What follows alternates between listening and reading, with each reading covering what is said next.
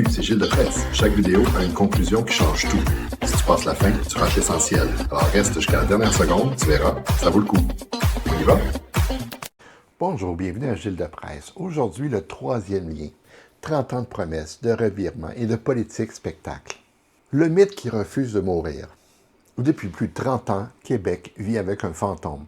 Un projet qui revient à chaque élection, disparaît entre deux budgets, ressuscite dans les radios, puis s'effondre sous les chiffres. Un projet devenu un symbole, le fameux troisième lien près de la ville de Québec. Pas un tunnel, pas un pont, un miroir de nos frustrations, de nos illusions et de notre politique. Aujourd'hui, on remonte toute la saga. Les promesses, les études, les revirements, les manipulations et surtout, ce que personne n'ose dire. Les origines, un vieux rêve qui date d'avant Internet. Le troisième lien, ce n'est pas une invention récente. Dans les années 90, déjà, des élus de la Rive-Sud de Québec réclamaient un lien supplémentaire. À l'époque, Québec n'avait pas encore explosé démographiquement. Mais l'idée était simple. Un jour, ça va bloquer et ils avaient raison. Mais entre une intuition et un projet viable, il y a un gouffre. L'arrivée de la coalition Avenir Québec, la CAQ. Le rêve devient promesse électorale. 2018, la CAQ arrive au pouvoir. Et soudain, le troisième lien n'est plus un concept flou. C'est une promesse ferme. Un tunnel immense, le plus long en Amérique du Nord. Un projet annoncé avant même qu'une seule étude sérieuse ne soit déposée. C'est là que la saga bascule. Le projet cesse d'être technique, il devient identitaire. Il devient politique, il devient un totem.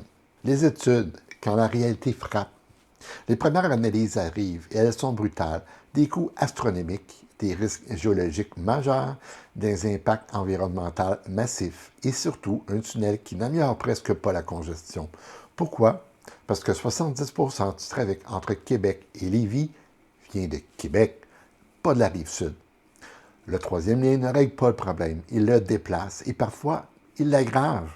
Le virage du tunnel autoroutier au tunnel transport collectif. Devant les chiffres, le gouvernement recule. Le tunnel autoroutier disparaît, on parle maintenant d'un lien pour le transport collectif. Un pivot spectaculaire, mais un pivot qui ne convainc personne. Ni les partisans du projet, ni ses opposants, ni les experts, ni les citoyens. Le troisième lien devient alors un symbole de quelque chose de plus profond, la difficulté de gouverner entre les faits et les attentes. Le retour du tunnel autoroutier, la politique qui reprend le dessus. 2022, en pleine campagne électorale, le gouvernement ramène le tunnel autoroutier, sans nouvelles études, sans nouveaux chiffres, sans justification technique, juste parce que c'est payant politiquement. Le troisième lien n'est plus un projet d'infrastructure, c'est un outil électoral, un signal envoyé à une base politique, un symbole de loyauté. Le crash, l'abandon officiel. En 2023, les études finales tombent, le coût explose, la demande projetée s'effondre. Le gouvernement annonce l'abandon du tunnel autoroutier. C'est la fin, du moins en théorie. Le fantôme revient, radio, chroniqueurs et pression populaire. Car le troisième lien n'est pas un projet rationnel.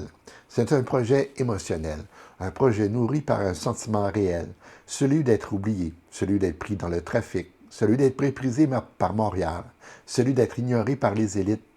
Les radios d'opinion s'en emparent, les chroniqueurs s'enflamment, le projet revient dans l'espace public sans jamais revenir dans les études. Ce que personne n'ose dire, le troisième lien n'a jamais été un projet de mobilité. C'est un projet identitaire, un exutoire, un symbole de frustration régionale, un outil politique et parfois un écran de fumée. Le vrai problème, ce n'est pas l'absence du tunnel, c'est l'absence de vision, l'absence de plan global, l'absence de courage pour dire la vérité. On ne peut pas régler la congestion en construisant toujours plus de routes. Et maintenant, le troisième lien reviendra à la prochaine élection ou la suivante, parce qu'il n'est pas un projet, il est un symptôme. Un symptôme d'une région qui va être entendue et d'une classe politique qui préfère promettre plutôt que de planifier. En conclusion, le tunnel qu'on ne creusera jamais. Peut-être qu'un jour, Québec aura un troisième lien, peut-être pas. Mais tant qu'on ne s'attaque pas aux vraies causes, l'étalement urbain, la dépendance à l'auto, l'absence de vision régionale, on va continuer à débattre d'un tunnel au lieu de construire un avenir. Le troisième lien n'est pas un projet abandonné, c'est un mythe, et les mythes n'en meurent jamais. C'était Gilles Lapresse, merci.